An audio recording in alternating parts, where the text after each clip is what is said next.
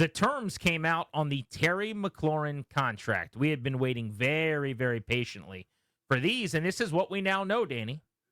Effectively, the 3-year, $96 million, which we knew was fluffed up a bit and wasn't exactly what this is going to end up being, is a fancy way of saying, when you really strip everything down, Terry McLaurin signed a 1-year extension, reworked this deal for this year, this season. So he's under contract in 25 already, and now he's got a different amount of money he's going to be paid this year.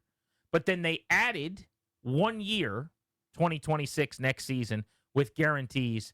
And after that, there is no guaranteed money. So here's the good news for the player and the agent, right? Terry McLaurin got a decent contract. $29 million APY, average per year, makes him top 10 in the National Football League. $44 million in guaranteed money, tied with Chris Godwin, top 10 in the National Football League. When you consider his age, he actually did pretty well. This is not much of a precedent for a guy at that position that's about to be 30 to get that kind of money. So good for Terry McLaurin. I'm thrilled for him. He's earned every single penny. I wanted him to be taken care of. He is the lieutenant commander. He's the guy that everybody has fallen in love with in this fan base over the years. Set that aside for a second. In terms of the game of chicken and the stare down, Brandon Sosna, who negotiated this deal for the Commanders, and the general manager Adam Peters, who's dug his heels in, completely crushed in this stare down. When you actually look at the numbers and you see that McLaurin has zero guaranteed money after 2026, it means if the team wants to get out of the contract after the 26 season, they can do that. They could only have to pay a $6 million penalty to cut him post June 1st going into 2027. Now, I don't think that's going to happen. I think Terry McLaurin... But they could. Exactly. Terry McLaurin's probably going to go out. He's going to be good. He's going to be productive. And they're going to want to keep him around. And by the way, if he keeps performing, if he's catching 70-plus balls for 10-50 and 6-7 touchdowns, he'll be here year after year after year. But this is basically a 1-year contract extension tacked on to a raise this season for McLaurin. $44 million in guaranteed is an important number here. But instead of 4 years at $120 or so million, really what this is a 2-year deal for a little under $50 million for Terry McLaurin. And the team has the flexibility to move on if they want to after just 2 seasons. This is pretty amazing. So it leads to a lot of questions. And you wonder, when could this have been signed? And for both parties, you know what I mean? Not blaming anybody in particular. Could this have been done 2 months ago, 3 months ago? Could this have been done, at any point during the timeline where it seems pretty favorable to the team as far as I can read that, right? So was this just much ado about very little? Was it much like what I guess how much better did McLaurin and his agent do with this entire saga? I don't know the answer to that. Maybe the guarantees came up several mil, and the APY went from what they were originally, we told, looking at around 25 mil, and it got to 29 mil. Totally. And you also wonder then from the team's perspective, this is all it took. Why didn't you do this earlier? I mean, again, the questions are things that we'll probably never really have a feel for or know.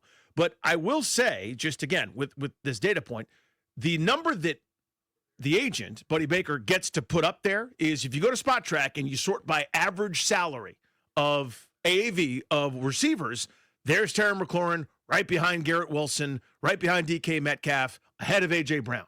That's what he gets to tout, and that's what was the 3 and 96. That's what that was all about. Any digging tells you that's fantasy land, that's fictional. It's not that. It's more kind of what you're talking about. The nuts and bolts of it, the team doesn't have to take a victory lap. They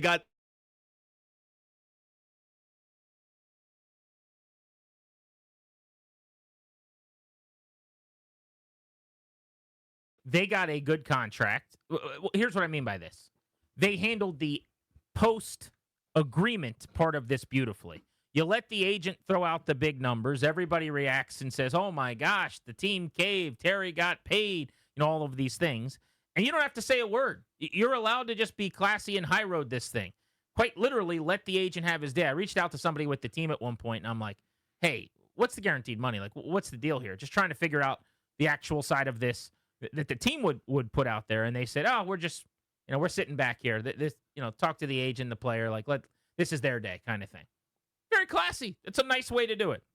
But the numbers come out because we got them. And it's very obvious here that it's basically a 2-year deal for Terry McLaurin at this point.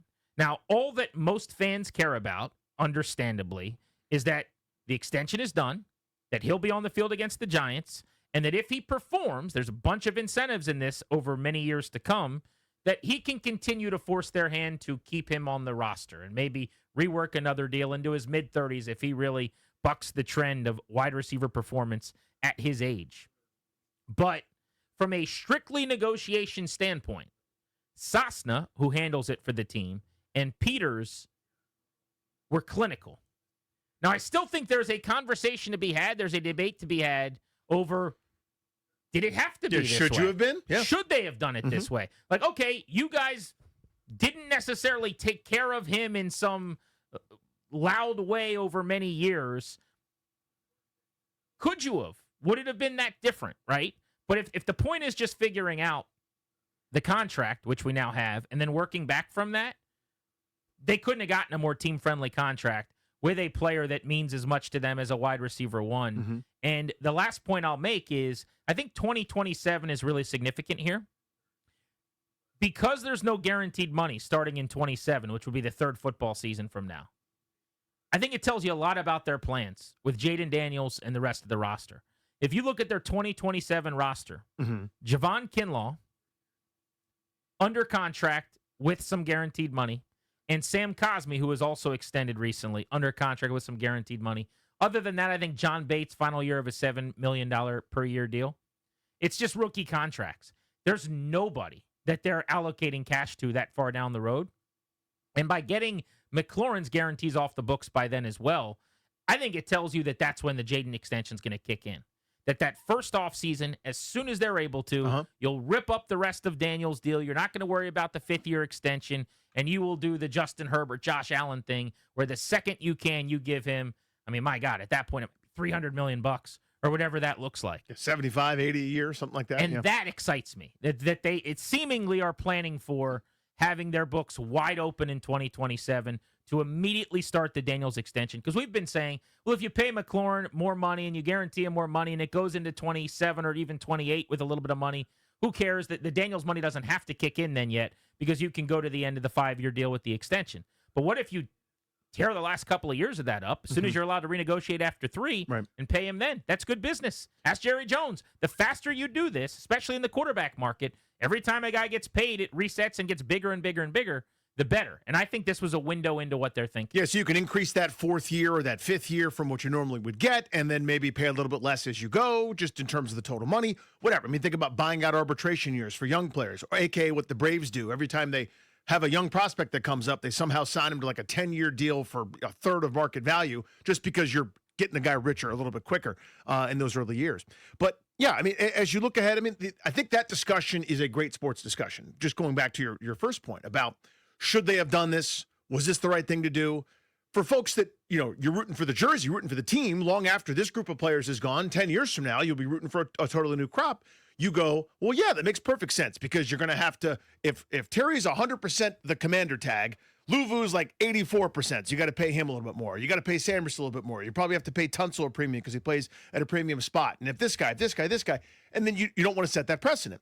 The other side of that is, and this is a point you've made very well, I would say, over these several months and months and months and months that we've been doing this, is you don't have to break glass for anybody else. You do it for this guy because of what he's been through and what he means and you know how right he is. So who knows where the truth lies? And I think that's going to be fun for folks that want to have that conversation. But it is interesting and it is instructive to sort of see how they do this, right? Where Adam Peters mentioned this at his press conference. Hopefully we're doing a lot of these because what that means, not having prolonged negotiations that govern everybody's news cycle for 24/7 for 7 months, but it means you've got good players that you want to keep. That's the idea. True. And we've got their blueprint now. I think for me, I have 2 takeaways. The first is if you're Sosna who negotiated this thing or you're Peters who held firm, again, you could not have done anything more team friendly or favorable. And I think just strictly financially, they crushed it, right? But the second part is still relevant and is still an interesting talking point, which is I heard from one prominent NFL agent today who said both essentially the team pummeled the agent, to paraphrase, but then also, you know, and we know why. It's not like Buddy Baker was just incompetent. There was no leverage on the player side. There was tons of leverage on the team side. We had that all along. We get that. But the other thing that this agent said was, I think there's going to be a lot of agents and players around the league that look at this and wonder, wow, if this is what Terry McLaurin got from them after the year he had last year, are they going to take care of anybody in a big, substantial way, or is it just going to be business and by the numbers? Because this is fairly business by the numbers math here. This is not a right. Terry's our guy, we love him, so we're going to keep him around here forever. They gave him more money this year, $44 million guaranteed. He and his new wife are going to be just fine. They did very well at his age. But they did a deal to be able to get out of this thing in a couple of years. And if that's what they want to do and he's not performing, that's what they'll be able to do. And frankly, the fact that there's no guaranteed money after next football season is shocking to me.